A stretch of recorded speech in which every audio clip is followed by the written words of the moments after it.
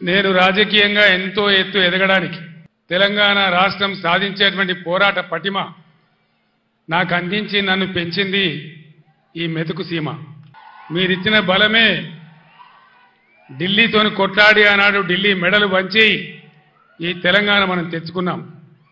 మీ దీవెన లేకపోతే, మీ అండదండలు, మీ ఆశీర్వచనం లేకపోతే, ఈ మెతుకుగడ్డ నీళ్లు రక్తం నా శరీరంలో లేకపోతే నాకు ఈ స్థాయి వచ్చేదే కాదు.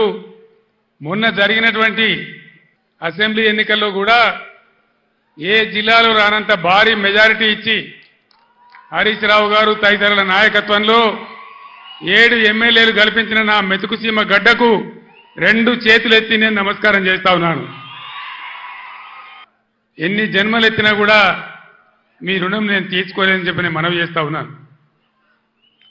ఇవాళ కొంతమంది తెలివి ఉన్నవాడు, తెలివి లేనివాడు, అడ్డంపొడు మాట్లాడేవాడు బీఆర్ఎస్ కు పార్లమెంటు ఓట్లెందుకు, సీట్లెందుకు అని మాట్లాడుతూ ఉన్నారు.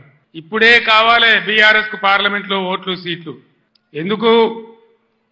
ఆనాడు నన్ను మీరు ఆశీర్వదించకపోతే, నేను వెళ్ళి కరీంనగర్ ఎంపీ గెలవకపోతే, పార్లమెంట్లో నేను తెలంగాణ బిడ్డగా గర్జించకపోతే మనకు తెలంగాణ రాష్ట్రం ఎక్కడి నుంచి వచ్చేది?